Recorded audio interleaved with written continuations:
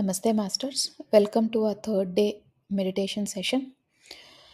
మన ఈ ధ్యాన ప్రక్రియలో కథ చెప్పుకొని, కథలోని సారాంశం తీసుకొని ఇప్పుడు ధ్యానం చేస్తాము. అయితే నిన్న మనము చెప్పుకున్న కథలో మన సోల్ ప్లాన్ అంటే మన ఆత్మ ప్రణాళిక ఏంటో అని తెలుసుకున్నాం. ఈరోజు మనకి ఉన్న అవకాశాలని మనం సద్వినియోగం చేసుకోకపోతే ఎలా ఉంటుంది మన జీవితం అన్న విషయాన్ని తెలుసుకుందాం. అయితే ఒక ఊర్లో ఒక బ్రాహ్మణుడు ఉండేవాడు. అతని పేరు సుబ్బరాయ శర్మ. ఆయన్ని అందరూ ఊర్లో శర్మగారు అని పిలిచేవారు. శర్మగారు చాలా ఫేమస్ ఆ ఊర్లో. కాకపోతే ఆయన కొంచెం పిసినారి అని ఒక మాట ఉంది ఊరంతా కూడా. ఈ శర్మగారు పిసినారితనం రోజు రోజుకి అది పెరుగుతుంది గానీ తగ్గట్లేదు. ఇప్పుడు కొంతమంది పిసినారితనంగా ఉంటారు, మారుతూ ఉంటారు. ముందు కన్నా తగ్గుతారు పిసినారితనంలో. అంటే మనుషులు మారుతూ ఉంటారు. మన ఎక్స్‌పీరియన్స్ బట్టి, మన ఏజ్ బట్టి మారుతూ ఉంటారు. కానీ ఇతనికి ఈ చాదస్తము, పిసినారితనం ఎక్కువైపోయింది. ఇంకా ఒక స్టేజొచ్చాక ఒక బ్రేకింగ్ పాయింట్ అంటూ ఉంటుంది. అంటే ఒక లిమిట్ ఉంటుంది. ఆ లిమిట్ దాటిన తర్వాత ఎవ్వరికీ వాళ్ళతో మాట్లాడబుద్ధి గూడా కాదు. చిరాకుగానే ఉండేవారు. అయితే ఈయనేం జేశారు, ఈ శర్మగారు ఒకరోజు పక్కూర్లో ఎవరో ఇంట్లో పూజ ఉంటే పూజ చేయడానికి వెళ్లారనమాట. పూజ చేయడానికి వెళ్ళినప్పుడు పొద్దున్న ఆ పక్క ఊరికెళ్ళడానికి నదిలో ఎళ్ళాలి. ఒక నావ మీదెళ్ళాలి. అంటే ఒక బోట్ మీదెళ్ళాలనమాట. పొద్దున్నే 4కెళ్ళాలి. 4కెళ్ళాలన్నప్పుడు అక్కడ ఎవరో ఒకళ్ళు ఉండాలి. నావ నడిపేవారు. అంటే బోట్ నడిపేవారు ఎవరో ఒకళ్ళు ఉండాలి కదా! ఆయన ఎవ్వరూ లేరు అని చూసుకొని, అయ్యో! ఇప్పుడు ఎట్లా అక్కడ బేరం పోతుంది. 6 పూజ మొదలెట్టాలి. ఇప్పుడు 4 అయిపోయింది. నేను ఎలా వెళ్ళాలి అని అనుకుంటూ ఉంటాడు. అనుకునే టైంకి అదే టైంకి ఎప్పుడైతే టెన్షన్ పడుతూ ఉంటాడో పూజకెలా ఎళ్ళాలి? మిస్ అయిపోతాను కదా! అని. ఒక అతనొస్తాడు. నేను హెల్ప్ చేస్తానండి మీకు. నావలో హెల్ప్ అదే బోట్ తీసుకెళ్తాను అటువైపు. మీకు ఇంకో ఊరికి అటువైపు తీసుకెళ్తాను. మీకు కావాల్సిన దగ్గర నేను చేరుస్తాను. రూ. 4 కావాలి అంటాడు. ఇప్పుడు ఇతనిది అవసరం. రూ. 4 అన్నప్పుడు రూ. 4 ఇవ్వాలి. లేదంటే బేరం ఆడొచ్చు. కాకపోతే ఏమంటాడంటే, ఆ బోట్ నడిపే అతనుంటాడు కదా! పడవ నావ నడిపేవాడిని తిడతాడనమాట. తిట్టి అసలు ఇది ఇంత పక్క ఊరికెళ్ళడానికి రూ. 4 డబ్బులేమైనా చెట్లకు కాస్తున్నాయా? చాలా తిడతాడు. తిడితే అతను కోపమొచ్చి వెళ్ళిపోతాడు. మీరే చూసుకోండి అంటే, నేను నడపలేననుకుంటున్నావా అనుకోని ఆయన మొదలెడతాడు నడపడం. నావ నడపడం మొదలెడతాడు. నావ నడపడం మొదలెట్టంగానే ఇంక మరి వచ్చి రాని ఆహ్, నడిపించడం కదా! అంటే అతనికి తెలీదు. పద్ధతి తెలీదు. ఎలా ఎళ్ళాలో తెలీదు. కొంచెం దూరం వెళ్ళగానే అలసిపోతాడు. ఒక గంట, గంటన్నర తర్వాత అలసిపోతాడు. ఇప్పుడు నది మధ్యలో ఉన్నాడు. అటు వెళ్ళలేడు, ఇటు వెళ్ళలేడు. ఏదో పౌరుషంతోటి డబ్బులివ్వడం ఇష్టం లేక పిసినారితనంతో ఆయన చేసిన పనికి ఇంత దాకా తెచ్చుకున్నాడు ఆల్రెడీ. ఇప్పుడు టెన్షన్ పడుతుంటాడు. అయ్యో! ఇప్పుడు నేను ఇక్కడి నుంచి నాకు ఓపిక లేదు. అటువైపు ఎళ్ళాలి. తెల్లవారుజాము అయిపోతుంది. అతనికి రూ. 4 ఇచ్చినా అయిపోయేదేమోలే అని అనుకున్నాడు. ఇక ఏం చేయాలి అని ఆలోచిస్తూ ఉండంగా ఒక పెద్ద నావ పక్క నుంచి ఎళ్తుంది. ఆ నావ ఎళ్తున్నప్పుడు ఆ పెద్ద నావలో ఎవరో ఇతన్ని చూసి శర్మగారు అంటే బ్రాహ్మణులంటే కొంచెం ఎక్కువ రెస్పెక్ట్ ఇస్తారు గదా! "ఓహ్! శర్మగారు మీరేంటి ఇటున్నారు? రండి మా నావలో రండి. కాకపోతే మా నావలో రావడానికి రూ. 8 అవుతదండి" అని అంటాడు. రూ. 8 నీకిచ్చేదేముంది? ఆడు రూ. 4 ఇస్తానంటే నేనొద్దన్నాను. నేను అటుపక్కకే ఎళ్ళాలి. ఎక్కువ పెద్ద పనేం కాదు. నేనే నడుపుకొని వెళ్తాను అనేసి అసలివ్వలేదు. పిసినారితనంతోటి అతను వచ్చిన ఆప్షన్స్ అన్నీ గూడా పోగొట్టుకుంటున్నాడు. 2 ఆప్షన్స్ పోయినియి. మూడోసారి ఏమైంది ఇంకొంచెం అలా ఓపిక తెచ్చుకొని సరే ఎట్లాగో అట్లా పంతానికి అటువైపుకి ఇప్పుడు ఆ ఊరికెళ్ళాలి. పంతానికి ఆ ఊరికెళ్ళాలి. నేనే నడుపుకొని వెళ్ళాలి. నేను డబ్బులు ఖర్చు పెట్టకూడదనే ఉద్దేశంతో ఉన్నాడు. ఊరికెళ్దాము, పూజ చేద్దాము, మంచి పుణ్యం అంటే పూజ చేసి ఒకళ్ళకి హెల్ప్ చేద్దాము అనే ఉద్దేశం కాదాయనది. మొండి పట్టుదల. వాళ్ళకెందుకు నేను డబ్బులివ్వాలి? నేను జేసుకోలేనా అన్న పట్టుదలతో ఉన్నాడనమాట. అతని యాటిట్యూడ్ కరెక్ట్ కాదు. అతని ఆలోచన విధానం కరెక్ట్ కాదు. సో, అప్పుడేమైందంటే కొంచెం ముందుకెళ్ళంగానే అనుకోకుండా ఆ నదిలో హ్మ్, కొంచెం ఈ వాటర్ కొంచెం ఇట్లా ఎత్తు పొలాలొచ్చి అంటే కొంచెం టైడ్స్ అవన్నీ బాగా వచ్చేసి ఆ బోట్ కొంచెం కింద పడిపోతది. నీళ్ళలో పడిపోతది. బోట్. ఆ నావ నీళ్ళలో పడిపోయింది. శర్మ గారు గూడా నీళ్ళలో పడిపోయారు. అసలు ఆయనకి అంతంత మాత్రమే వచ్చు ఈత. ఏదో హ్మ్. రక్షించుకునే అంత ఈత రాదు. ఏదో మామూలుగా అంతంత మాత్రం ఏదో ఎక్కువ సేపు ఉండలేరు. ఇప్పుడు ఆల్రెడీ గంట సేపు హ్మ్. బోట్ నడిపి అలసిపోయారాయన. ఆల్రెడీ అలసిపోయారు. పొద్దున్నే లేసాడు. బోట్ నడిపి, ఈ నావ నడిపి అలసిపోయారు. ఇంకా ఇప్పుడసలు ఎనర్జీ లేదు. స్విమ్మింగ్ చేయాలంటే చాలా ఎనర్జీ ఉండాలి గదా! ఆహ్, ఇలా కొట్టుకుంటూ ఉన్నాడు. అసలు అయ్య బాబోయ్! బ్రతుకుతానా లేదా దేవుడా! ఏంటిది ఇలాంటి సిట్యుయేషన్‌లో ఉన్నాను నన్ను రక్షించు అని బాగా ప్రాధేయపడితే అప్పుడు ఎందుకో అతనికి ఆలోచనొస్తదనమాట. భగవంతుడా నన్ను బ్రతికిస్తే నేను 100 మంది బ్రాహ్మణులకి భోజనం పెడతాను అని అనుకుంటాడు. మొక్కుకుంటాడు బేసిక్‌గా. 100 మంది బ్రాహ్మణులకి భోజనం పెడతాను. వాళ్ళకి హెల్ప్ చేస్తాను అన్నట్టు మొక్కుకుంటాడు. మొక్కుకోంగానే ఏమవుతది ఇమ్మీడియేట్‌గా ఆ బోటు ఏదైతే పడిపోయిందో అందులోంచి ఒక ముక్క ఊడిపోయి ఈ ఇది ఒక చెక్క ముక్క వస్తది ఈయన దగ్గరికి. ఆ చెక్క ముక్క పట్టుకొని నిలబడతాడు. నిలబడ్డప్పుడు హమ్మయ్య! ఒక ఆధారం దొరికింది. కనీసం ఇప్పుడు కాళ్ళు, చేతులు కొంచెం ఆడించినా కొంచెం వెళ్ళగలను అని అనుకుంటాడు. కొంతసేపు అయిన తర్వాత మెల్లగా ఆ చెక్క ముక్కతో పాటు కొంచెం ఈదుకొని కొంచెం ఒడ్డుకొస్తాడనమాట. ఒడ్డు దగ్గరికి రాలేదింకా. ఒడ్డు వరకు ఇంకా ఒడ్డు కనిపిస్తుంది. ఒక 5 నిమిషాల్లో ఒడ్డుకొచ్చేసామట. నది మధ్యలో ఎక్కడో ఉన్నాడు. అది దొరికింది. ఆధారం దొరికింది. ఇప్పుడు ఒడ్డుకి చేరుకుంటున్నాడు. చిన్నగా వస్తూ ఉన్నాడు. ఇంకో 5 నిమిషాలు ఒడ్డు కనిపిస్తుంది. ఇప్పుడు ఇంకో 5 నిమిషాలుంటే ఒడ్డుకొస్తాడు. అప్పుడేమనుకుంటాడు, భగవంతుడే కదా! భగవంతుడికి అన్నీ తెలుసు గదా! మరి 100 మందికి పెట్టాల్సిన అవసరం ఏముంది? 100 మందికి అన్నం పెట్టాలి, అన్నీ పెట్టాలంటే బోలెడు ఖర్చయిపోతుంది. 50 మందికి పెడతాను భగవంతుడా! నీకేం పర్లేదు గదా! 50 మందయితే ఏముంది? నువ్వెలాగో దేవుడివి, మంచి దేవుడివి, నువ్వేం పట్టించుకోవు. సో, నేను 50 మందికి భోజనం పెడతాను. తృప్తిగా పెడతాను. నేను 100 మందికి 2 కూరలతో పెడితే, 50 మందికి 4 కూరలతో పెడతాను. అంతే అవుతుందిగా అని అనుకుంటాడు. అనుకోంగానే సరే మనసులో అనుకున్నాడు. అదే ఆ చెక్క ముక్క పట్టుకొనే అలా ఒడ్డు వరకొచ్చాడు. ఒడ్డుకొచ్చిన తర్వాత 50 మందంటే మరీ ఎక్కువైపోతుందేమో! 50 మందికి 4 కూరలు పెట్టే బదులు 25 మందికి 6 కూరలు పెట్టి చక్కగా భోజనం పెడతాను. ఒక పూట భోజనం పెడతాను అని అనుకున్నాడు. నది మధ్యలో ఉన్నప్పుడు అంటే కింద పడిపోయినప్పుడు 100 మంది కాస్త ఒడ్డు చేరుకునేటప్పటికి 25 మందయిపోయింది. 25 మందయిపోయింది సరే. ఏ 4 కూరలు, 6 కూరలు ఏవో లెక్కలేసుకున్నాడు. ఏసుకొని బయటికొచ్చాడు. బయటికి రాగానే పొద్దున ఎవరినైతే తిట్టాడో పడవ నడిపేవాడిని వాడు కనిపిస్తాడు. "అయ్యా! నేను చెప్తే వినలేదు మీరు. అదేమైనా ఆషామాషీ అనుకుంటున్నారా నదిలో నడపడం అంటే? నీ మొహానికి నీకేం తెలుసు" అని మళ్ళీ తిడతాడు. తిట్టి బయలుదేరతాడు. ఆ కోపంలో ఉంటాడు గదా!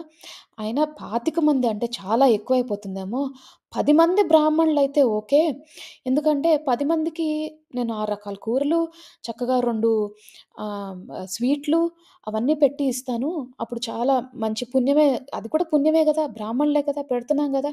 పుణ్యం వస్తుంది గదా! భగవంతుడికేముంది 100 మందైతే ఏముంది, 10 మందైతే ఏముంది.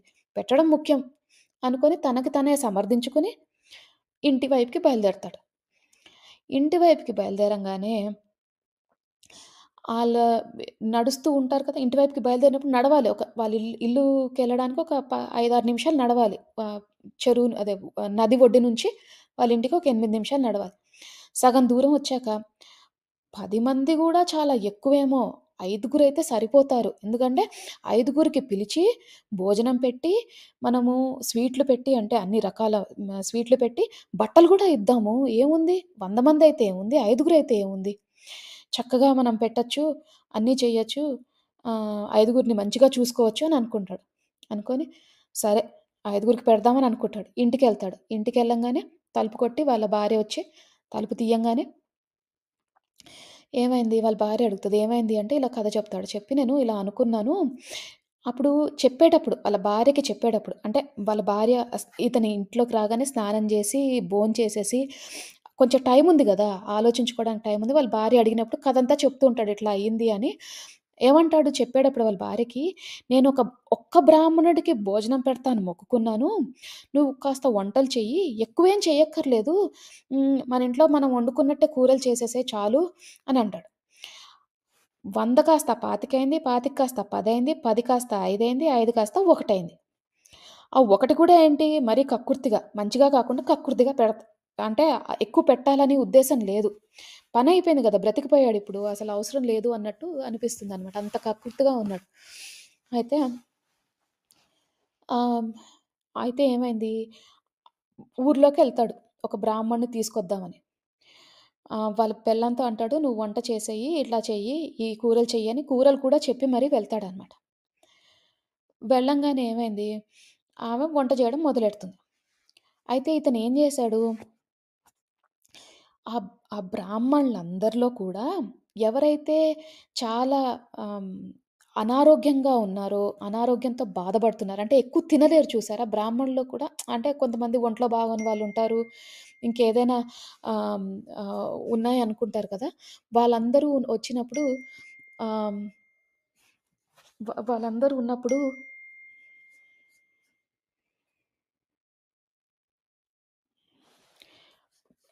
వచ్చిన వాళ్ళందరూ ఉన్నప్పుడు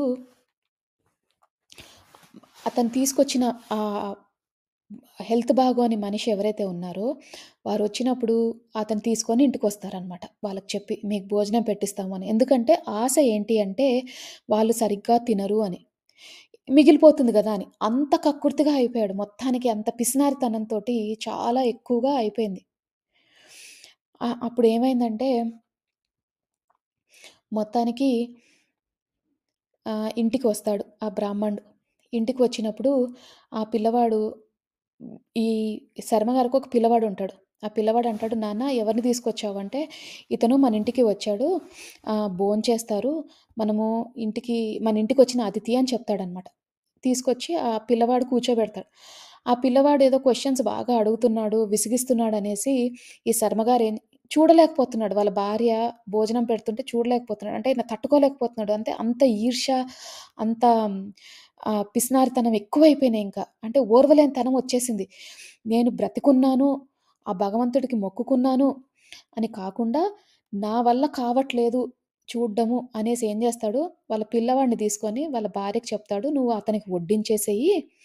నేను ఆ పిల్లవాడిని తీసుకొని బయటికి వెళ్తాను. కాసేపటి తర్వాత వస్తాను. అంతలోపల నువ్వు వడ్డించేసి అతన్ని పంపించేసేయి. భోజనం పెట్టి పంపించేసేయి" అని చెప్తాడు భార్యకి. భార్య గూడా ఊరుకుంది. సరే ఏదో వండుతున్నాను, పెడుతున్నాననుకుంది. ఆ బ్రాహ్మణుడు ఎవరైతే ఉన్నాడో, అనారోగ్యంగా ఉన్నాడో, అతనికి సిట్యుయేషన్ అంతా అర్థమైంది. అతనికి కొంచెం శక్తులుంటాయన్నమాట. అంటే అసలు ఏం జరిగింది అన్న విషయం అతనికి తెలిసింది. 100 మందికి మొక్కుకున్నాడు. ఇంటికొచ్చేటప్పటికి ఒక్కలైంది. ఆ ఒక్కల్ని కూడా నన్ను తీసుకొచ్చాడు అని కొంచెం ఆయనకి ఒక కథ అవగాహన తెలిసిందన్నమాట. అతనికి కొంచెం దైవ శక్తులున్నాయి ఆ బ్రాహ్మణుడికి. ఆ బ్రాహ్మణుడు ఏం జేస్తాడు, ఆ అమ్మ అదే ఎవరైతే వీళ్ళ భార్య ఉందో ఆ అమ్మగారికి చెప్తాడనమాట. శర్మగారి పెళ్ళానికి చెప్తాడు. ఇలా నేను ఆహ్, నన్ను తీసుకొచ్చాడు మీ ఆయన తక్కువ తింటానని. కానీ జరిగిందంతా ఇది. 100 మందికి పెడతా అని మొక్కుకున్నాడంటే వాళ్ళ భార్య భయపడిపోద్ది. అయ్యో! 100 మందికి పెడతా అని మొక్కుకున్నాడా? ఇలా ఒక్కళ్ళకి పెడుతున్నాడా? అయ్యయ్యయ్యో! ఇది చాలా తప్పండి. నేనేం చేస్తాను, ఈ 100 మందికయ్యే ఖర్చు ఒక రూ. 2000 అనుకోండి. అవి నేను మీకిచ్చేస్తాను. దానికి తగ్గ సరుకులు నా దగ్గర 2000 లేవు గానీ, దానికి తగ్గ సరుకులు అవన్నీ మీకిచ్చేస్తాను. మీరు తీసుకెళ్ళండి. మీ ఇంటికి తీసుకెళ్ళండి. కనీసం భగవంతుడికి తెలుస్తది నేను మంచి మంచి మనసుతో ఇస్తున్నానని ఆహ్, మా ఆయన్ని క్షమిస్తాడేమో అని చెప్తదనమాట. చెప్పంగానే అతనంటాడు, "సరే అమ్మా! నువ్వు మంచి మనసుతో ఇస్తున్నావు కాబట్టి నేను తీసుకెళ్తాను" అనేసి 100 మందికి కావాల్సిన సామాలు, వంట చేయడానికి ఎన్ని సామాలు కావాలో, అందులో సగం ఇంట్లో ఉన్నవన్నీ కూడా తీసుకెళ్ళి మూట కట్టేసి ఈయనకిస్తది. ఇచ్చేసి అతను వెళ్ళిపోతాడు. ఇంటికెళ్ళిపోతాడు. ఇంటికెళ్ళిపోంగానే అతను ఈ శర్మగారు ఇంట్లో లేరు గదా! చూడలేకపోతున్నాడు. ఓర్వలేకపోతున్నాడు. మరి ఇతను తినడానికి కూర్చున్నప్పుడు శర్మగారింటికి రాగానే ఆ భార్య చెప్తదనమాట. అయితే భార్య అంటది, "ఏంటండి మీరు 100 మందికి మొక్కుకొని ఇట్లా అంటే" "నీకెలా తెలిసింది?" అంటారు. "నాకు ఆయన చెప్పారు. పంతులు గారు ఎవరైతే వచ్చారో భోజనానికి ఆయన చెప్పారు. మీరట్లా చేశారంటే" భార్యని బాగా తిడతాడు. కోపమొచ్చేసి అసలు ఊగిపోతున్నాడు కోపంతో. అసలు "నేను ఒక్కళ్ళకి పెట్టమంటే నువ్వు ఎందుకు ఇలాంటి పెత్తనాలు చేస్తావు? 100 మందికి ఎలా పెడతావు?" ఇది, అది అని చెప్పి బాగా కోపమొచ్చేసి ఆళ్ళింటికెళ్తాడు. ఆ సామాన్లన్నీ తెచ్చేసుకోడానికి. పోనీలే పెళ్ళామేదో ఇచ్చేసింది మంచి పనే గదా! 100 మందికి కావాల్సిందని మొక్కుకున్నాను. అందులో సగమే గదా ఇచ్చింది అని ఏదో అనుకోవచ్చు కదా! అహా! అసలు కోపంతో ఊగిపోతున్నాడు, రగిలిపోతున్నాడు. నేను చెప్పింది వినవు నువ్వు. నేను నీకేం జెప్పాను, నువ్వేం జేస్తున్నావని చెప్పి ఆళ్ళింటికెళ్తాడు. ఎవరు అనారోగ్యంతో బాధపడుతున్న ఉంటాడు గదా! అతను.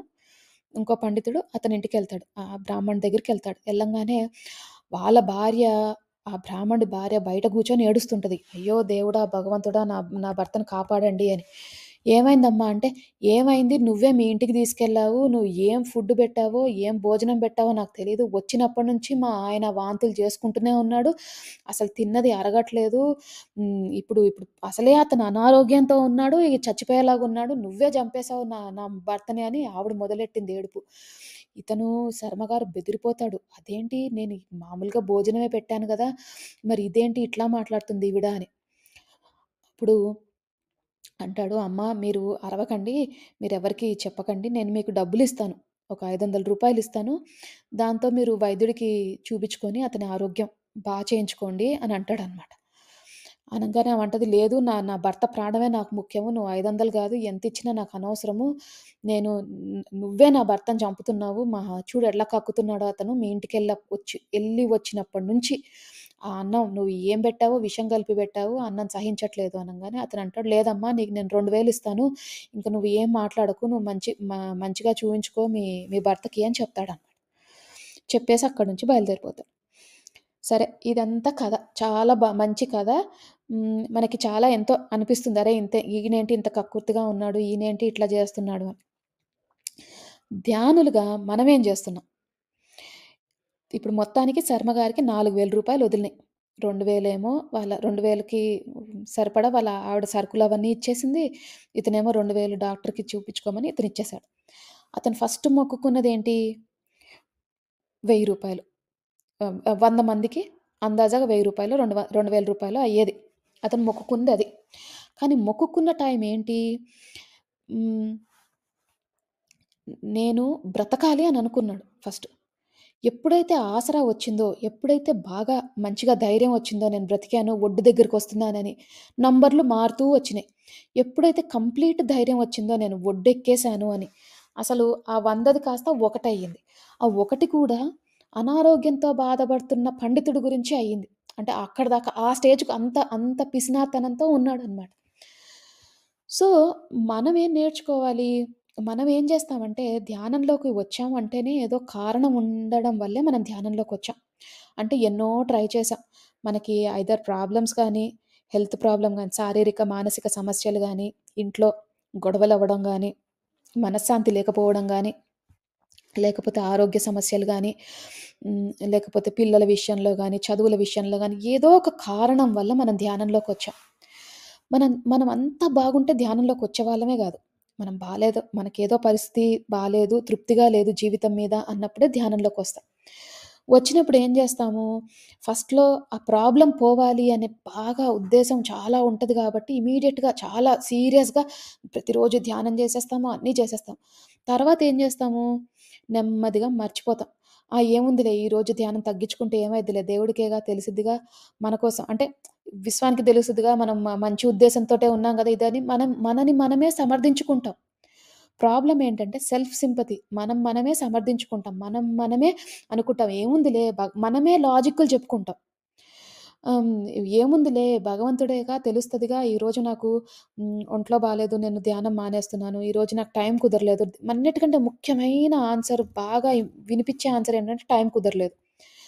లేకపోతే నాకు ధ్యానం చేస్తున్నాను అని కూర్చున్నా కూడా నాకు ధ్యానం కుదరట్లేదు. అందుకని చేయలేకపోతున్నాను. ఇవన్నీ ఎక్స్‌క్యూజెస్ మాత్రమే మాస్టర్స్. మనందరికి ఒక మంచి అవకాశం ఉంది ధ్యానం చేయడానికి.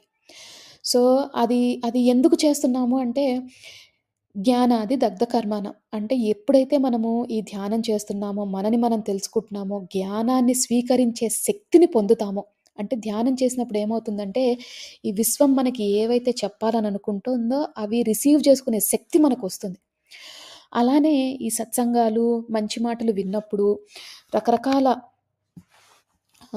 మనకి జ్ఞానం చాలా వస్తుందనమాట. తెలియకుండానే చాలా జ్ఞానం మనము స్వీకరిస్తాం. అన్ని రూపాలలో అన్ని ఆహ్, ఎక్కడ చూసినా మన చుట్టుపక్క జ్ఞానం కనిపిస్తూ ఉంటుందనమాట. బాగా రిసీవ్ చేసుకుంటాం జ్ఞానాన్ని. సో, అందుకని జ్ఞానం అనేది చాలా ఇంపార్టెంట్ అవుతుంది. సో, మనము ఎలాగైతే ప్రతిరోజు భోంచేస్తామో, ప్రతిరోజు స్నానం చేస్తామో, ధ్యానం కూడా ఒక రొటీన్ అయిపోవాలి మనకి. ప్రతిరోజు కృతజ్ఞతా భావంతో ఉండాలి. క్షమాపణలు చెప్పుకోవాలి. అనవసరమైన విషయాలు మాట్లాడకుండా మన కర్మలన్నీ తగ్గించుకునే ప్రయత్నం చేయాలి. కర్మలన్నీ తగ్గించుకోవాలి అంటే ఎట్లా? ఎవరినో తెలియకుండా బాధ పెట్టామనుకుంటాం. తెలియకుండానే కాదు, తెలిసి కూడా చాలా సార్లు బాధ పెడతాము. అండ్ బాధలనేవి మనము వాడినేమైనా కొట్టామా, తిట్టామా అనుకుంటాం. అంటే ఫిజికల్‌గా కొట్టినప్పుడు, తిట్టినప్పుడే అది బాధ అనుకుంటాం. కాదు మాస్టర్స్. మన నోరుతోటి ఒక్కొక్కసారి కొన్ని మాటలు సూటిపుటి మాటలతో మనం పొడుస్తాం వేరే వాళ్ళని. జడ్జ్ చేస్తాం. ఓహ్! వాళ్ళింతేలే అని తీసి పారేస్తాం. లేదంటే ఈ శర్మగారిలాగా తిడతాం. నీకేం చేతగాదు పని అని. అవన్నీ కూడా కర్మలే. కొత్త కర్మలు తెచ్చుకుంటున్నామనమాట. అవన్నీ కూడా అలా చేసినప్పుడు కొత్తవి తెచ్చుకుంటున్నాం. కొత్తవి తెచ్చుకున్నప్పుడు ఏమవుతది? ఆ కర్మలన్నీ తీర్చుకోవడానికి మళ్ళీ ఈ జన్మలో అయినా, నెక్స్ట్ జన్మలో అయినా కర్మలు జీవన మరణ కాల చక్రంలోకి వెళ్ళిపోతాం. అంటే కర్మలు చేస్తాం, మళ్ళీ పుడతాం, మళ్ళీ కర్మలు తీర్చుకుంటాం, కొత్త కర్మలు చేస్తాం. అట్లా ఇంకా ఆ సైకిల్‌లో అలా తిరుగుతూనే ఉంటాం. సో, అందుకనే మనం ధ్యానంలోకొచ్చాం గాబట్టి, మనం తెలుసుకోవాల్సిందేంటంటే, ఈ ధ్యానమనేది మన కోసం, మన మన మన జీవిత మన జీవిత ప్రణాళిక అనేది ఒకటుంది. అందులో మనని ధ్యాన మార్గంలోకి తీసుకొచ్చింది. ఈ విశ్వం మనని ధ్యాన మార్గంలోకి తీసుకొచ్చింది. అది ఎంత బాగా సద్వినియోగం చేసుకుంటామో అన్న దాన్ని బట్టి మనం ఆహ్, ఆలోచించుకోవాలి. అండ్ ఇంకోటి అన్నిటికంటే ముఖ్యమైనది ప్రతి క్లాస్‌లో చెప్పే విషయం ఏంటంటే, భగవంతుడు బిజినెస్ మ్యాన్ కాదు. మీరు ఆ రోజు ఆ శర్మగారు 100 మంది పెట్టినా, ఒక్క మనిషికి పెట్టినా, భగవంతుడు మొక్కుకున్నావు, నువ్వు పెట్టలేదు, నీకు శపిస్తాను అనే అనే రకం కాదు. భగవంతుడు ఎప్పుడు కూడా మంచి మాత్రమే చేస్తాడు. అది మనం చేసేదెందుకు? ఎందుకు మొక్కుకుంటామంటే, భగవంతుడా! నువ్వు నాకింత సహాయం చేశావు. ఇది నా way of showing my respect. అంటే ఇలా నేను గౌరవాన్ని మీకు చూపిస్తున్నాను. నేను మిమ్మల్ని గౌరవిస్తున్నా గాబట్టి, మిమ్మల్ని ఇంత గౌరవిస్తున్నా గాబట్టి నేనేం జేస్తాను, మనం యూజువల్‌గా ఎవరైనా గౌరవిస్తే ఏం జేస్తాం? పాదాలకు నమస్కారం జేస్తాము, మర్యాదగా మాట్లాడతాము, వాళ్ళకి కావాల్సిన సౌకర్యాలన్నీ చూసుకుంటాము. ఎవరినైనా గౌరవించినప్పుడు అలా చేస్తాం. గౌరవించినప్పుడు ఏం జేస్తాం? నువ్వెంతలే అవతల పో అంటాం. సో, మనం గౌరవిస్తున్నామని చెప్పాలంటే ఏంటి? వాళ్ళకి నచ్చినట్టు మనం చెయ్యాలి. సో, మనమేం చేయాలంటే భగవంతుడికి మొక్కుకున్నామంటే ఇప్పుడు కొండెక్కుతామని మొక్కుకుంటారు కొంతమంది. మొక్కు తీర్చుకోకపోతే అదొక పెద్ద ప్రాబ్లమ్‌లాగా ఫీలవుతారు. భగవంతుడు ఎప్పుడు కూడా గుర్తుంచుకోండి. భగవంతుడు సర్వలోకాల్ని చూసే మహాదేవుడు ఎప్పుడు కూడా మనం ఒక పని చేయలేదు, మొక్కుకున్న పని చేయలేదు అని మన మీద కోప్పడడు. దాని బదులు మీరు మొక్కుకున్నారు, కొండెక్కుతాను మొక్కుకున్నారు. ఆ మొక్కు తీర్చుకోలేకపోయారు. మనస్ఫూర్తిగా భగవంతుడికి దండం పెట్టుకోండి. అయ్యా! నేను కొండెక్కుతా అని మొక్కుకున్నాను, తీర్చుకోలేకపోతున్నా. దాని బదులుగా నేనొక 10 మందికి భోజనం పెడుతున్నా పేదవాళ్ళకి అని. ఏ దేవుడు కూడా మిమ్మల్ని మీకు శిక్షించడు. మీరు మీరు మొక్కుకున్నారు తీర్చలేదు అని. అలానే ఆ మొక్కు అనేది తృప్తితో చేసుకోవాలి. తృప్తిగా మన తృప్తి కోసం మనం చేసుకుంటున్నాం. అంటే భగవంతుడికిచ్చే రెస్పెక్ట్. అదే 100 మందికి చేయకపోయినా కనీసం 50 మందికి చేసినా, 10 మందికి చేసినా, పోనీ ఒక్కళ్ళకి చేసినా ఆ శర్మగారు మంచి ఉద్దేశంతో చేస్తే బావుండేది. భగవంతుడెప్పుడు ఫీలవ్వడు. 100 మందికే చేయాలి, నువ్వు మొక్కుకున్నావు, లేకపోతే నీకు ప్రాబ్లమ్ అవుతది అని ఎప్పుడు అనడు. ఇతని ఇంటెన్షన్ బాలేదు. అతనేంటి తి తక్కువ తినే తక్కువ తినే బ్రాహ్మణ్ణి తీసుకొచ్చాడు. ఎవరైతే అనారోగ్యంతో ఉన్నాడో తీసుకొచ్చాడో వాడు తక్కువ తినాలని. అప్పుడేమైంది మొత్తానికి? ఆ కర్మంతా కూడా రెట్టింపయింది. మనమేమనుకుంటాం, అదిగో భగవంతుడు శిక్షించాడు అనుకుంటాం. కాదు. అతని ఉద్దేశం వల్ల అతను కొత్త కర్మను తెచ్చుకున్నాడు. ఎప్పుడైతే తిట్టాడో, ఆ నావ నడిపేవాడిని, డబ్బులివ్వలేదో, ఎప్పుడైతే వాళ్ళని హ్మ్, సూటిపోటి మాటలతో మాటలన్నాడో, అప్పుడు కొత్త కర్మను తెచ్చుకున్నాడు. ఆ కర్మ తీర్చుకోవాలి గదా మరి! అలానే ఎప్పుడైతే ఈ ఈ ఈ హ్మ్, అనారోగ్యంతో బాధపడుతున్న బ్రాహ్మణ్ణి తీసుకొచ్చాడో, అప్పుడు కూడా అంతే. సో, ఉద్దేశం మంచిది కాదు. ఇంటెన్షన్ మంచిది కాదు. మీ ఇంటెన్షన్ ఎప్పుడైతే ప్యూర్‌గా ఉందో, అంటే శుద్ధిగా ఉందో, మీరు భావన చాలా ముఖ్యం భావన. మీ భావన ఎప్పుడు శుద్ధిగా ఉందో, మీకు అంతా మంచే జరుగుతుంది. అండ్ ఎప్పుడు గుర్తుంచుకోండి, మొక్కుకున్నాను, ఆ మొక్కు తీర్చుకోలేదు, నాకు ప్రాబ్లమ్ అవుతది అని ఎప్పుడూ అనుకోవద్దు. ఎందుకంటే భగవంతుడు అన్‌కండీషనల్ లవ్. ఒక తల్లి బిడ్డల్ని ఎలా ప్రేమిస్తుందో, అలా భగవంతుడు మనని ప్రేమిస్తాడు. భగవంతుడు చెడ్డవాడు కాదు. భగవంతుడు బిజినెస్ మ్యాన్ కాదు. అంతకంటే ముఖ్యంగా మనం బిజినెస్ చేయకూడదు. "నువ్వు నన్ను బ్రతికించు, నేను నీకిదిస్తాను. నువ్వు నాకిది చెయ్యి, నేను నీకిదిస్తాను." 2 కొబ్బరికాయలు, ఒక పండు బెట్టేసి మనం భగవంతుడిని ఎన్నో కోరికలు కోరుకుంటాం. ఆ కొబ్బరికాయ, పండు ఇచ్చిందెవరు? మనమేమైనా సృష్టించామా? భగవంతుడిచ్చినవే గదా! ఆయనిచ్చినవే ఆయనకివ్వడానికి మనం మళ్ళీ దాంట్లో గూడా మళ్ళీ పాడైపోయిన కొబ్బరికాయలు, సరిగ్గా లేని పండ్లు అలాంటివి కూడా ఇచ్చేవాళ్ళున్నారు కొంతమంది. ఏముందిలే భగవంతుడు తినడు గదా అని. సో, అది మన ఆలోచన విధానాన్ని మార్చుకోవాలి మాస్టర్స్. ధ్యానంలోకొచ్చాక మనం అన్నిటికంటే ముఖ్యంగా నేర్చుకోవాల్సినవి పనులు ఇవి. వేరే వాళ్ళని దూషించకూడదు, తక్కువ మాట్లాడాలి. ఎక్కువ, ఎక్కువ పిసినారితనం గాని, ఈ అర్షడ్ వర్గాలు, ఇంకో రోజు క్లాస్‌లో చెప్పుకుందాం అర్షడ్ వర్గాల గురించి. అర్షడ్ వర్గాలంటే కోపం, మోహం, లోభం, మదం, మాశ్చర్యం ఇవన్నీ కూడా లేనట్టు, అంటే అవన్నీ తగ్గించుకునే ప్రయత్నం చేయాలి. సో, అది మాస్టర్స్ ఈరోజు కథ. అందరూ విన్నారు కాబట్టి కథని డెఫినెట్‌గా గుర్తుంచుకోండి. అండ్ మనం ధ్యానం స్టార్ట్ చేసుకుందాం ఇప్పుడు. నమస్తే మాస్టర్స్. అందరూ స్థిర సుఖాసనంలో కూర్చోండి. అంటే మీకు ఏ పొజిషన్ కంఫర్టబుల్‌గా అనిపిస్తే ఆ పొజిషన్‌లో కూర్చోండి. ఒకవేళ మీ ఆరోగ్య రీత్యా మీరు కూర్చోలేకపోతే పడుకొని కూడా ధ్యానం చెయ్యొచ్చు. కూర్చున్నప్పుడు మీరు వెన్నుముక్క స్ట్రెయిట్‌గా ఉండేటట్టు చూడండి. తల నిటారుగా పెట్టండి. వేలల్లో వేలు పెట్టుకోండి. కళ్ళు 2 మూసుకోండి. అలాగే పడుకొని ధ్యానం చేసేవారు కాలు మీద కాళ్ళు పెట్టుకొని, వేలల్లో వేలు పెట్టుకొని, కళ్ళు 2 మూసుకోండి.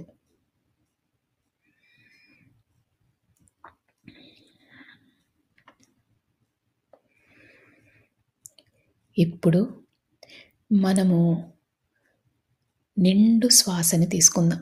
అంటే శ్వాస ఎంత నిండుగా ఉండాలంటే, మనం శ్వాస లోపలికి పీల్చుకుంటున్నప్పుడు, ఈ విశ్వంలోని సమస్త కాస్మిక్ ఎనర్జీ అంతా కూడా మీ శరీరంలోకి వెళ్తున్నట్టు భావించండి.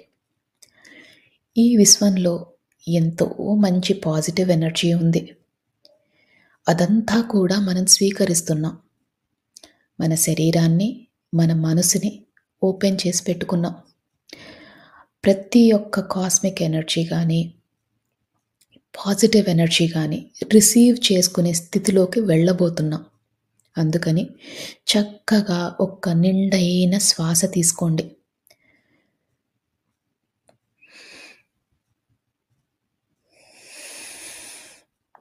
ఆ శ్వాసని వదిలేసేటప్పుడు మనలోని సరికాని ఆలోచనలు, చికాకులు, టెన్షన్‌లు ఏవైనా ఉంటే అవన్నీ తొలగించుకునే ప్రయత్నం చేయండి. ఈ నిండైన శ్వాస తీసుకున్నప్పుడు మీ ఊపిరితిత్తులు నిండుగా అనిపిస్తాయి. అలాగే ఆ శ్వాసని వదిలేసేటప్పుడు చాలా తేలికైపోతాయి. దీన్ని గమనించండి. ఇలానే ఒక 5 సార్లు నిండైన శ్వాస తీసుకొని వదిలేసే ప్రయత్నం చేయండి.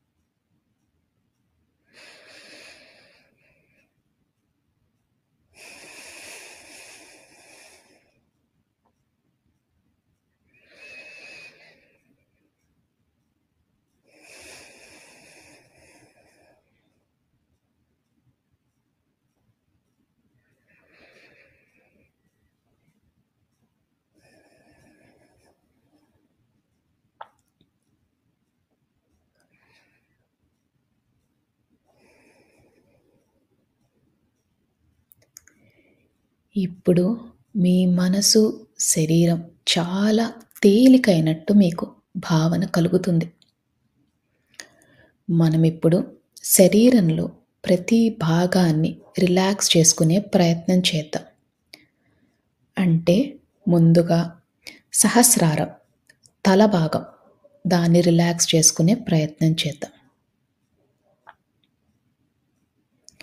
అలానే ముఖము, చెవులు, భుజాలు, చేతులు, చేతి వ్రేళ్ళు, పొట్ట, నడుము, కాళ్ళు, పాదాలు, కాలి వ్రేళ్ళు అన్నిటినీ రిలాక్స్ చేసుకోండి.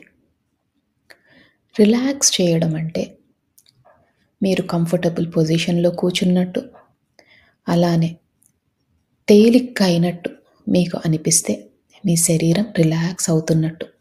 బిగించి పట్టకండి. శరీరాన్ని చాలా లూజ్గా, రిలాక్స్డ్గా చేయండి.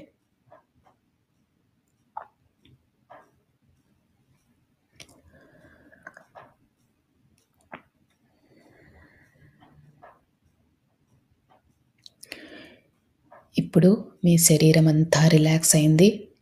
మీ మనసు కూడా చాలా తేలిక అయింది. ఇక అతి ముఖ్యమైన విషయం, మీరు ఎలాంటి సమస్యతో బాధపడుతున్నా, ఎలాంటి స్థితిలో ఉన్నా, ఇదంతా తాత్కాలికమని మాత్రమే గుర్తించండి. ఎందుకంటే ఏ సమస్యకైనా ఒక సమాధానం ఉంటుంది. దాని దొరికే ప్రయత్నమే, దాన్ని కనుక్కునే ప్రయత్నమే ఈరోజు మనం చేసే ఈ ధ్యానం. అందుకని శరీరం అంతా రిలాక్స్ చేస్తున్నాం, మనసుని రిలాక్స్ చేస్తున్నాం. ఎలాంటి పరిస్థితులైనా కూడా ఒక అరగంట పాటు మనం అది పక్కన పెడుతున్నాం అంటే దాన్ని మర్చిపోయే ప్రయత్నం చేస్తున్నాం. మరి ఇది మర్చిపోవాలంటే మనకి ఆ భగవంతుని శక్తి కావాలి. మీ ఇష్టదైవమైన ఎవరైనా మీ ఇష్టదైవం ఉంటే ఆ ఇష్టదైవాన్ని మనస్ఫూర్తిగా నమస్కరించుకోండి. అలానే ఒకవేళ మీ ఇష్టదైవం లేకపోయినా, భగవంతుడి పైన నమ్మకం లేకపోయినా, ఈ విశ్వంలోని ఉన్న కాస్మిక్ ఎనర్జీ, ఆ పాజిటివ్ ఎనర్జీ ఏదైతే మనల్ని నడిపిస్తుందో దాన్ని నమస్కరించుకొని, కృతజ్ఞతలు తెలియజేసుకొని మనతో పాటు ధ్యానం చేయడానికి ఆహ్వానించండి. మీ ఇష్టదైవాన్నైనా, ఈ పాజిటివ్ ఎనర్జీనైనా మనతో పాటు ధ్యానం చేసే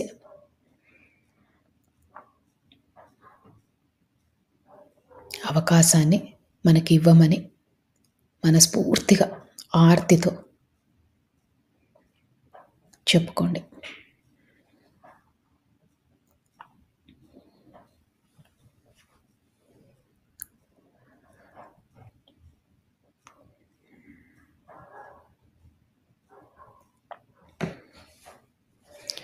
మీ శరీరం అంతా తేలికైపోయింది. మీ మనసు కూడా చాలా తేలిగ్గా ఉంది. ఇక మనం ధ్యాన లోతుల్లోకి వెళ్దాం.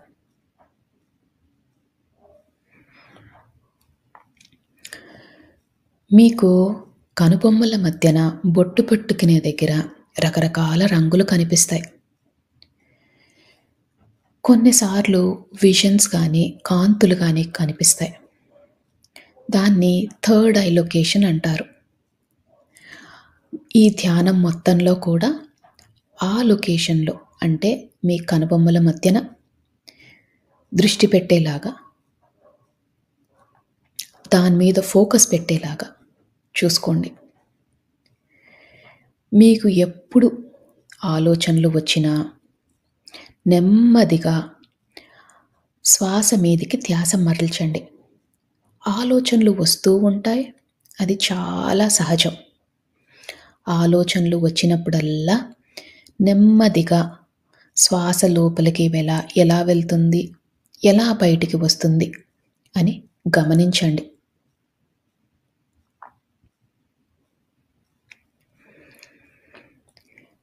ఆలోచనలతో పోట్లాడొద్దు. నెమ్మదిగా శ్వాస మీదికి ధ్యాస మరల్చండి.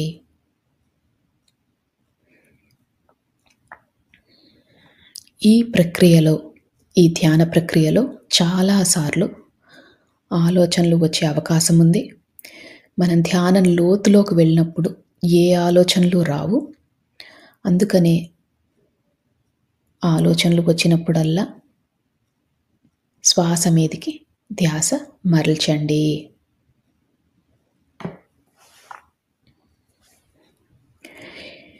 మనం ధ్యాన లోతుల్లోకి వెళ్ళబోతున్నాము.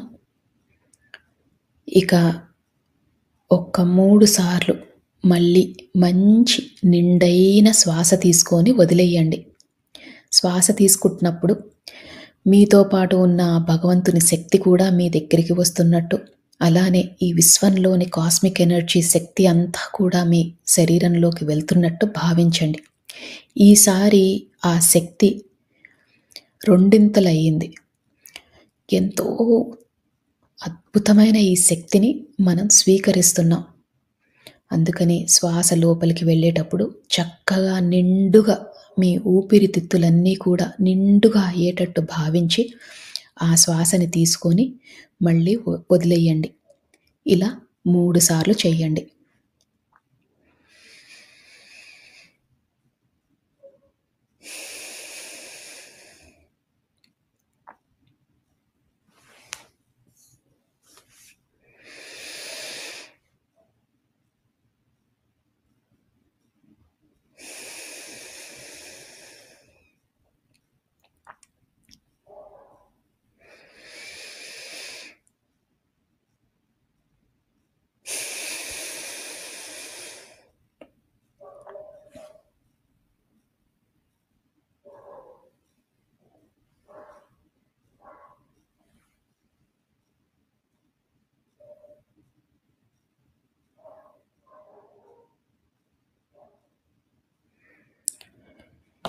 ఇప్పుడు మీ శరీరము, మీ మనసు చాలా తేలికైపోయాయి. ఇంకా మీరు ధ్యాన లోతుల్లోకి వెళ్ళారు. అంటే మీ పక్క జరిగేవి ఏమీ వినిపించవు. నా మాటలు మాత్రమే వినిపిస్తున్నాయి.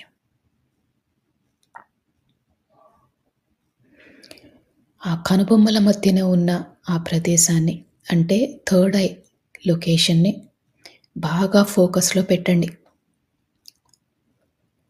ఒక్కోసారి మీకు ఆ థర్డ్ ఐ లొకేషన్లో కొంచెం భారంగా అనిపించినా, నొప్పిగా అనిపించినా అది చాలా సహజం.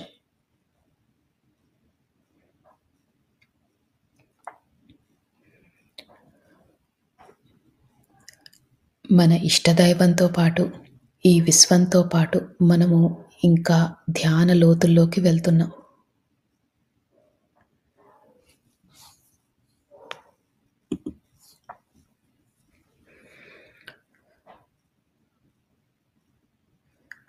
ఈ ధ్యాన లోతుల్లోకి వెళ్ళేటప్పుడు మీరు గమనించాల్సిన విషయం, మీ శరీరం అంతా చాలా తేలికైపోయింది. మీకు ఎలాంటి ఇబ్బందులు లేవు. మీరు చాలా ధ్యాన స్థితికి వెళ్ళబోతున్నారు. ఈ విశ్వం మనకు సహకరిస్తుంది. మనము అద్భుతమైన స్థితికి వెళ్ళబోతున్నాం. మనకున్న పరిస్థితులు తాత్కాలికం మాత్రమే.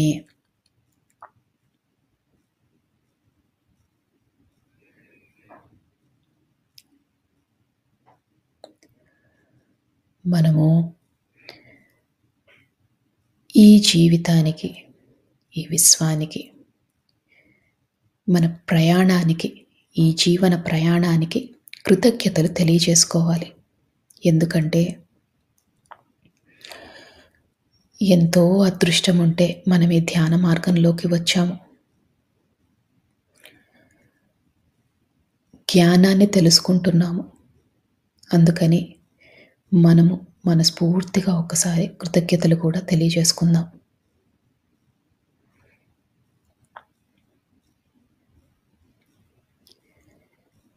ఈ కృతజ్ఞతలు తెలియజేసినప్పుడు మీ శరీరం ఇంకా తేలికవుతుంది. ఎందుకంటే మీలోని సరికాని ఆలోచనలన్నీ తొలగిపోయాయి.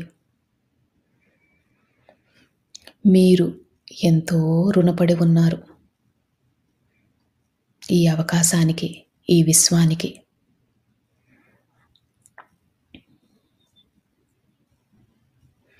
మనసుని బాగా తేలిక చేసుకోండి.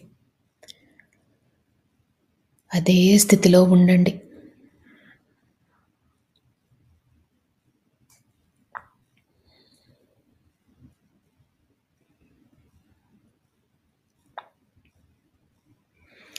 ఆలోచనలు వస్తూ ఉంటాయి.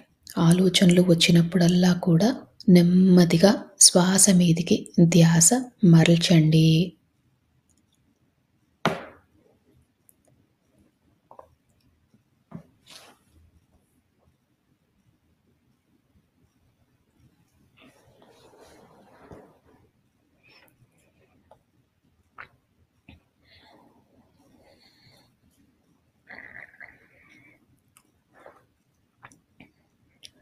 మనము మానవ జన్మ ఎత్తిందే కర్మలు తీర్చుకోవడాని కోసం. అంటే ఎన్నో జన్మలుగా కర్మలు చేస్తున్నాం. దాన్ని తొలగించుకునే ప్రయత్నం చేస్తున్నాం. ఈ కర్మలు తొలగిపోవాలంటే మనలో పరివర్తన చాలా ముఖ్యం.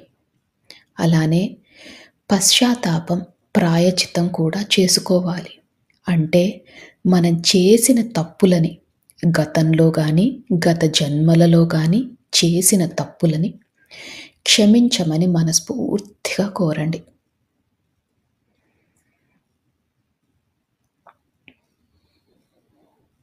అలానే పరివర్తనలో ఉంటాము అని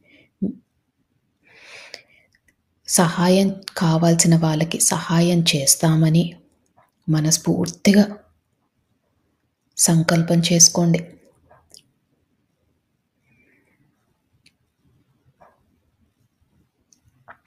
మా వద్దకు సహాయం కోరి వచ్చిన వారికి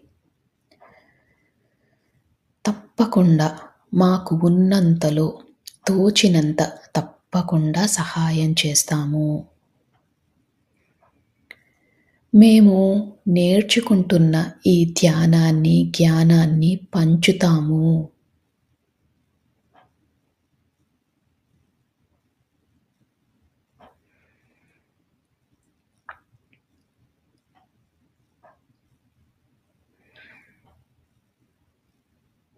ప్రతి జీవాత్మకు కూడా మా వల్లే సుఖంగా బ్రతికే హక్కు ఉందని తెలుసుకున్నాము.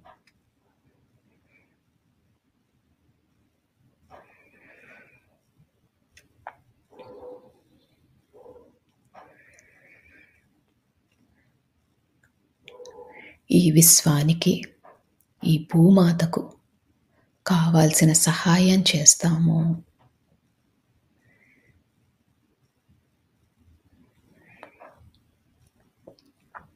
ఈ సంకల్పాలు మనం చెప్పుకున్నప్పుడు మీ శరీరం ఇంకా తేలికవుతుంది. మీ మనసు కూడా బాగా తేలికవుతుంది.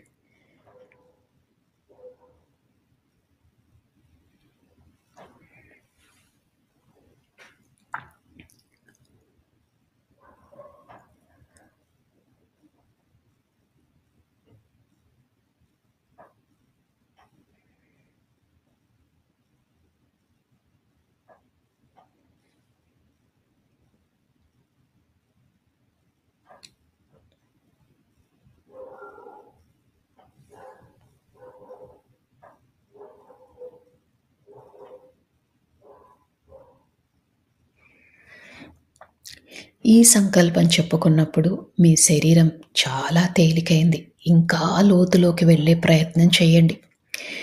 మీ పక్కన ఏది జరుగుతున్నా మీకు పట్టించుకోవద్దు. నా మాటలు మాత్రమే మీకు వినిపిస్తున్నాయి. ఈ ధ్యాన లోతుల్లోకి మీరు వెళ్ళిపోయారు. ధ్యానంలో ఆ మహాదేవుడిని, ఆ పరమశివుడిని, ఆ జగన్మాతను, మీ ఇష్టదైవాన్ని, అలానే మీకు ఈ విశ్వం నుంచి కావాల్సిన సహకారం దొరకాలని మనస్ఫూర్తిగా కోరండి. ఇప్పుడు విశ్వంలోని సమస్త కాస్మిక్ ఎనర్జీ అంతా కూడా కాంతుల రూపంలో మన శరీరంలోకి వెళ్తున్నట్టు భావించండి. అద్భుతమైన కాంతులు, ఎటు చూసినా కాంతులే. ఈ కాంతులే మనకు సర్వం, ఈ కాంతులే మనకు దైవం, ఈ కాంతులే మనకు ఆరోగ్యం.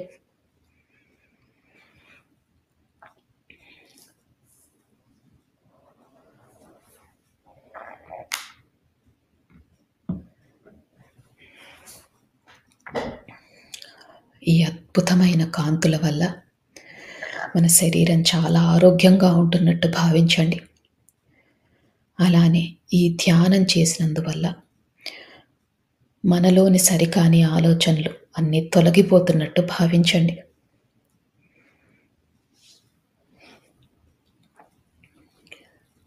ఈ రోజు నుంచి మన కుటుంబ కలహాలన్నీ తొలగిపోతాయి. మన ఆర్థిక స్థితి మెరుగుపడుతుంది. మనం పడుతున్న మానసిక వ్యధ తొలగిపోతుంది. మన ఆరోగ్యం మెరుగుపడుతుంది. అద్భుతమైన కాంతులు. ఎటు చూసినా కాంతులే.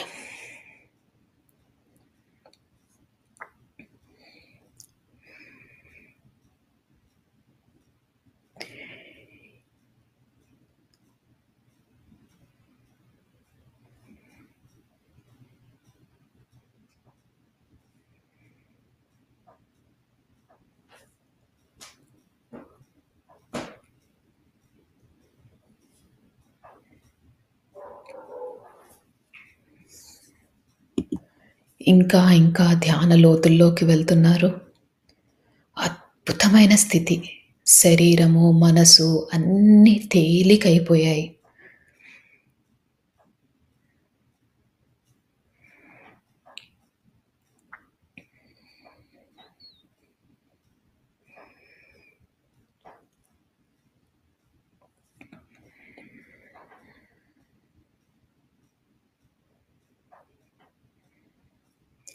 ఒకవేళ ఆలోచనలు వస్తుంటే ఆలోచనలని వాటితో పోట్లాడకుండా నెమ్మదిగా శ్వాస మీదికి ధ్యాస మరల్చండి.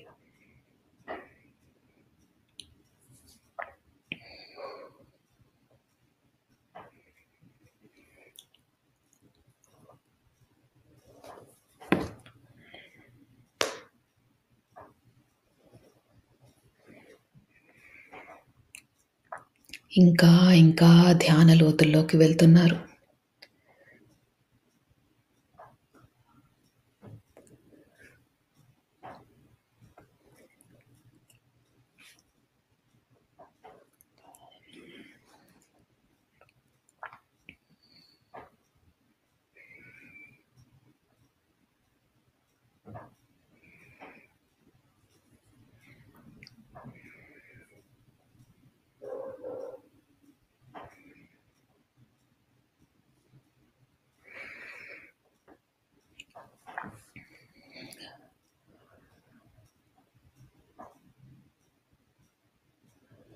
కనుబొమ్మల మధ్యన బొట్టు పెట్టుకునే దగ్గర మీకు రంగులు కనిపించిన, కాంతులు కనిపించిన, విజన్స్ కనిపించిన ఇంకా లోతుకు వెళ్ళండి.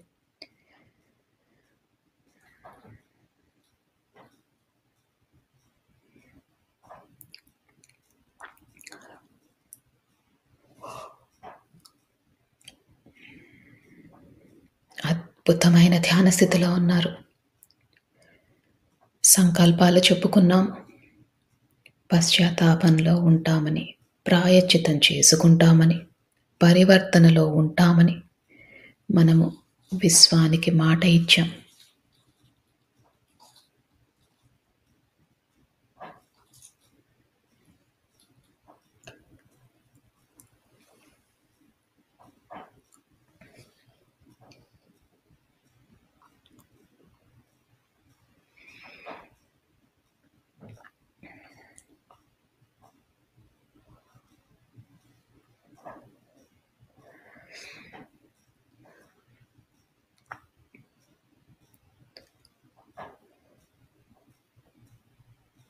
మీ శరీరాన్ని గమనించండి. చాలా తేలిగ్గా ఉంది. ఇదే స్థితిని కొనసాగిస్తూ ఇంకా ధ్యాన లోతుల్లోకి వెళ్ళండి.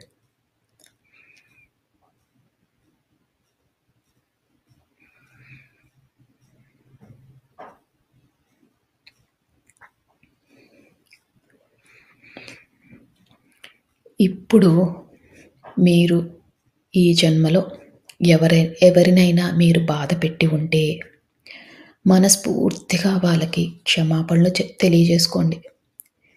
అజ్ఞానంతో, అహంకారంతో వాళ్ళని బాధ పెట్టాము అని మనస్ఫూర్తిగా వాళ్ళని క్షమించమని కోరండి.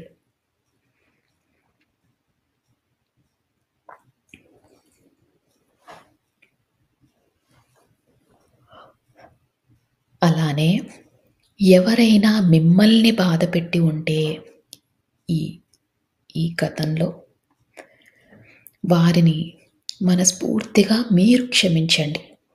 వారు తెలియక, అజ్ఞానంతో, అహంకారంతో తప్పులు చేసి ఉంటారు. అందుకని మీకు వారిపైన ఎలాంటి కోపమున్నా, ద్వేషమున్నా అవన్నీ తొలగించుకోండి.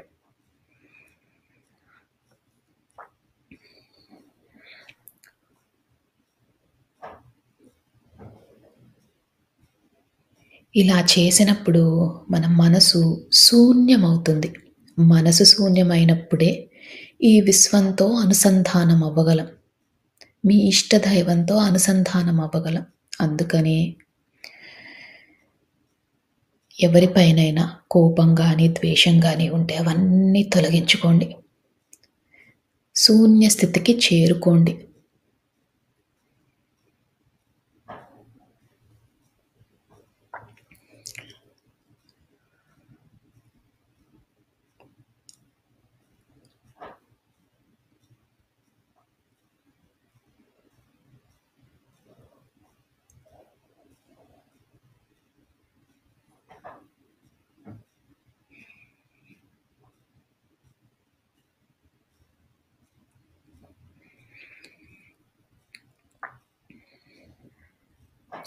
ఎప్పుడైతే మనం క్షమాపణ కోరామో, మనని బాధపెట్టిన వారిని క్షమించామో, మన మనసు శూన్య స్థితికి చేరుకుంది. మీరు ఇంకా ధ్యాన లోతుల్లోకి వెళ్తున్నారు. ఆ విశ్వంతో అనుసంధానం అవుతున్నారు.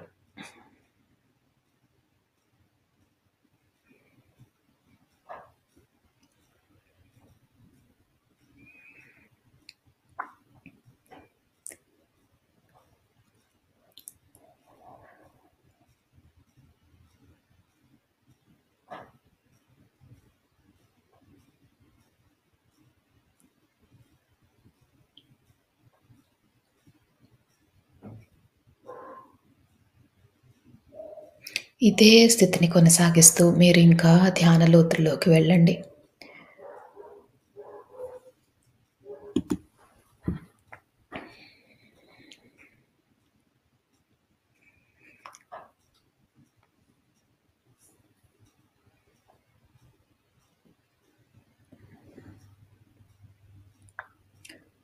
అద్భుతమైన ధ్యాన స్థితిలో ఉన్నారు. ఇదే స్థితిని కొనసాగిస్తూ మీరు ఇదే స్థితిలో ఉండొచ్చు. ఒకవేళ ఈ స్థితి నుంచి బయటికి రావాలనుకుంటే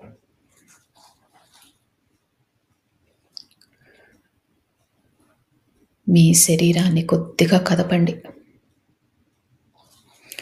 నెమ్మదిగా మీ ధ్యాన స్థితిలో నుంచి బయటికి రండి. చేతులు రెండు విడదీయండి. కళ్ళ మీద పెట్టుకోండి. మీతో పాటు ధ్యానం చేసిన వారందరికీ కూడా మనస్ఫూర్తిగా కృతజ్ఞతలు తెలియజేసుకోండి. ఈ విశ్వానికి కృతజ్ఞతలు తెలియజేసుకోండి. మీ ఇష్టదైవానికి కృతజ్ఞతలు తెలియజేసుకోండి. మీ మాస్టర్స్కి కృతజ్ఞతలు తెలియజేసుకోండి. ఇంత మంచి జీవితాన్ని ధ్యానం చేసుకునే అవకాశాన్ని ఇచ్చినందుకు మనస్ఫూర్తిగా ధన్యవాదాలు తెలియజేసుకుంటూ, అలానే తెలియక చేసిన తప్పులు ఏవైనా ఉంటే క్షమించమని కోరుతూ మీరు ధ్యాన లోతుల్లో నుంచి బయటికి రావచ్చు.